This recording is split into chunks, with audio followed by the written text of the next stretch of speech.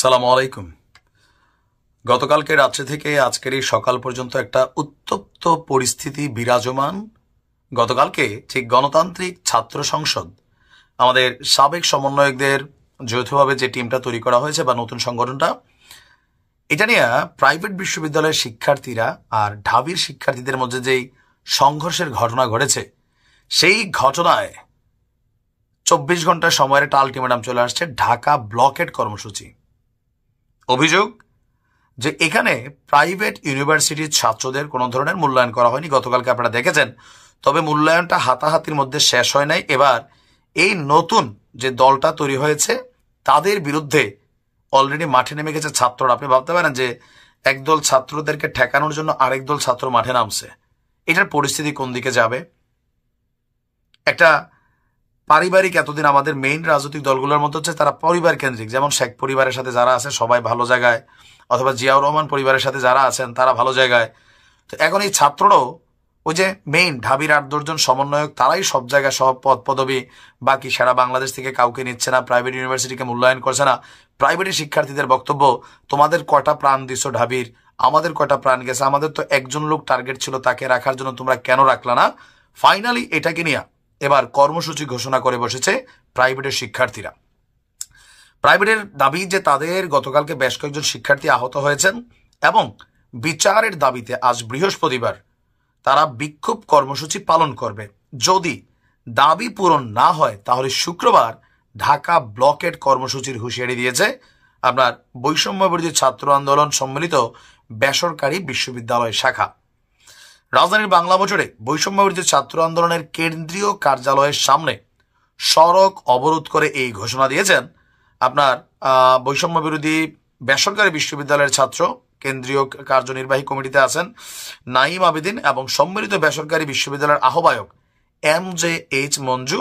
রাত 11টার দিকে তারা আপনার এই সিদ্ধান্ত নিয়েছেন। তাদের বক্তব্য, প্রাইভেটের রক্ত মারিয়ে তারা এই ছাত্র সংগঠন করছে। প্রাইভেটের রক্তের উপর দাঁড়াইয়া সবগুলা উপদেষ্টা হইছে, সকল ধরনের সুযোগ সুবিধা নিছে। প্রাইভেটের রক্তের উপর এই দেশটা স্বাধীন হয়েছে, কিন্তু নেতৃত্বে কেন প্রাইভেটকে বঞ্চিত রাখা হয়েছে? আমরাও মনে করি এই সমন্বয়ক সিন্ডিকেট ভাঙা দরকার। সারা বাংলাদেশ থেকে যারা ইউনিভার্সিটি, স্কুল, কলেজে যারাই আহত হয়েছে, নিহত হয়েছে, এই পরিবারগুলা গতকালকেও রাস্তার মধ্যে চিকিৎসার দাবিতে প্রধান উপদেষ্টার বাসভবনের সামনে যাচ্ছে। কেন ভাই? কারণ এদের চিকিৎসাও নাই, মূল্যায়নও নাই। আর প্রাইভেট যদি রাস্তায় না নামতো, এই নাহিদ আর চিফ সার্জিসরা ডিবি হারুনের বাটে বইরা আয়নাঘরে বন্দি থাকতে হইতো। কারণ তৎকালীন প্রেক্ষাপটে আন্দোলনের মোড়টা ঘুরাই দিয়েছিল প্রাইভেট। এটা কোনোভাবেই অস্বীকার করার কোনো রকম সুযোগ নেই। ছাত্রদের বক্তব্য, আজকে নতুন ছাত্র সংগঠন তারা ঢাকা বিশ্ববিদ্যালয়ের শিক্ষার্থীরা ন্যাশনাল, মাদ্রাসা, 7 কলেজ, প্রাইভেট বিশ্ববিদ্যালয়ের কাউকে রাখে নাই। তারা আমাদের বাদ রাখলে ঢাকা ব্লকেট করে দিব, কোনো দল কিছুই হইতে দিব না। হামলার বিচারের দাবিতে তাদের বক্তব্য, যদি সুরাহা না হয়, হামলাকারীদের গ্রেপ্তার করা না হয়, 28শে ফেব্রুয়ারি ঢাকা ব্লকেট।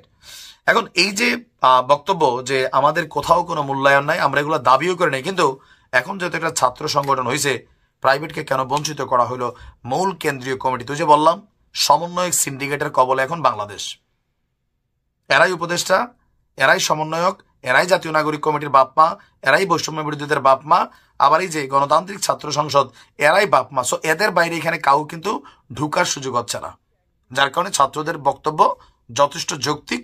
আমরা মনে করি এই আন্দোলনের স্টেক হোল্ডার হিসাবে প্রাইভেট ইউনিভার্সিটি থেকে এখানে মূল কেন্দ্রীয় কমিটিতে 6 জনের মধ্যে 3 জন থাকা উচিত প্রাইভেট, আর 3 জন ঢাকা ভার্সিটি সহ থাকুক। তারা সবকিছু তাদের কন্ট্রোলে নিয়ে যাচ্ছে। ওই হান্নান মাসুদ বলতেছে আপনারা ধৈর্য ধরেন। কেডা বেড়া তুই কে? কেন তুমি বলতে হবে ধৈর্য ধরেন? তোমরা বাবা মা হইয়া গেছো আর বাকিরা সবাই ধনচা। এগুলাতে কি হবে? তোমরা নিজেরাই একদিন বিপদে পড়ে যাবা। মনে রাখো, বিভাজনের জায়গাটা তোমরা তৈরি করতেছো, বৈষম্যের জায়গাটা তোমরা তৈরি করতেছো। ইভেন তোমরা এক ধরনের স্বৈরাচারী মেন্টালিটিতে হাঁটতেছো। এটা নিয়ে কথা কিন্তু এই লেভেলে চলে আসছে। কেন? যে তোমরা কারো সিদ্ধান্ত শোনো না, তোমাদের সিন্ডিকেটের বাইরে কাউকে তোমরা এই পদ পদবি কমিটিতে রাখতেছো না। জাস্টিফাই করো, রাখো, সুন্দরভাবে মিলামিশা করো, দেন তোমরা টিকা থাকবা। ঐক্য না থাকলে কেউই টিকবা না। বিভাজনটা কিন্তু শুরু করছো তোমরা, এটা অনেক ভারী পড়বে, মাথায় রেখো। একটা নতুন শব্দ আমরা ইদানিং শুনতাম ছাত্র দলের নেতাদের মুখে, গুপ্ত সংগঠন। এটা হচ্ছে জামাত ইসলাম, যে তাদের একটা গতানুগতিক দ্বারার বক্তব্য ছিল যে গুপ্ত সংগঠনটা থেকে বের হয়ে এসে প্রকাশ্যে রাজনীতি করেন।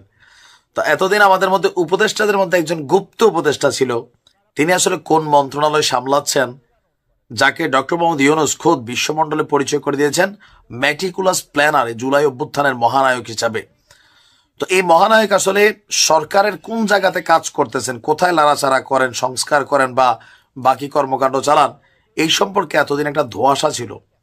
তো আজকে আমাদের সেই ভাসমান উপদেষ্টা একটা জায়গায় স্থির হয়েছেন। আপনারা জানেন যে ইতিমধ্যে উপদেষ্টা নাহিদ তিনি পদত্যাগ করেছেন, কারণ তিনি আগামী দিনের প্রধানমন্ত্রী হওয়ার আশা করেছেন আমাদের ডক্টর ইউনূসের, যিনি প্রেস সচিব আছেন শফিকুল ইসলাম। তো আমরাও জানি দলটির প্রধান যেহেতু তিনি হচ্ছেন, ভবিষ্যতে তিনি প্রধানমন্ত্রী হবেন। আর যেভাবে সরকার চেষ্টা করতেছে এই রাজনৈতিক দলটাকে শক্ত করে দাঁড় করাতে, আমরা আশা করি তারা উত্তর আপনার উন্নতি করবে। যাই হোক, তো নাহিদের এই যে খালি পদটা, এই পদটা কিন্তু খুবই গুরুত্বপূর্ণ একটা পদ। তথ্য, ইনফরমেশন, আমি আপনি যা করছি, টেকনোলজি, এসব কিছু। তো এই গুরুত্বপূর্ণ পদটাতে এবার দপ্তরবিহীন বা ভাসমান উপদেষ্টা মাহফুজ আলম তিনি আপনার এই পদটাতে আজকে আদিষ্ট হয়েছেন বা হতে যাচ্ছেন। নাহিদ ইসলামের পদত্যাগের পর দুইটা মন্ত্রণালয়, এক হচ্ছে তথ্য সম্প্রচারণ আর একটা হচ্ছে ডাক, টেলিযোগাযোগ এবং তথ্য প্রযুক্তি। তো আজকে আনুষ্ঠানিকভাবে তাকে নিয়োগের ব্যাপারে আমরা যদি দেখি, বলা হয়েছে যে মন্ত্রিপরিষদ বিভাগ থেকে একটা প্রজ্ঞাপন জারি করা হয়েছে।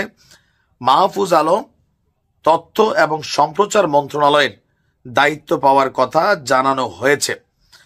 তো গত 10ই নভেম্বর উপদেষ্টা হিসেবে নিয়োগ পেলেও নভেম্বর গেল, ডিসেম্বর গেল, জানুয়ারি, ফেব্রুয়ারি, প্রায় 4 মাস আপনার তিনি দপ্তরবিহীন অবস্থায় ছিলেন। আর এর আগে 20 দিনের মাথায় 28শে আগস্ট তাকে সহকারী প্রধান উপদেষ্টা সহকারী হিসেবে নিয়োগ দেওয়া হয়েছিল।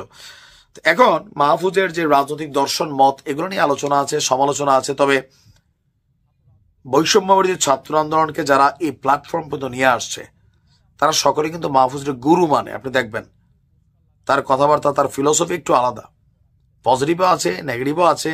কিন্তু এই যে টিমটা, নাহিদ, সার্জিস বা যারাই আছেন, তারা সবাই কিন্তু তাকে গুরু মানেন। তবে এই গুরুর আবার সাংবাদিক ইলিয়াস এবং পিনাকির ইস্যুতে কিন্তু একটা অ্যালার্জেটিক মেন্টালিটি আছে।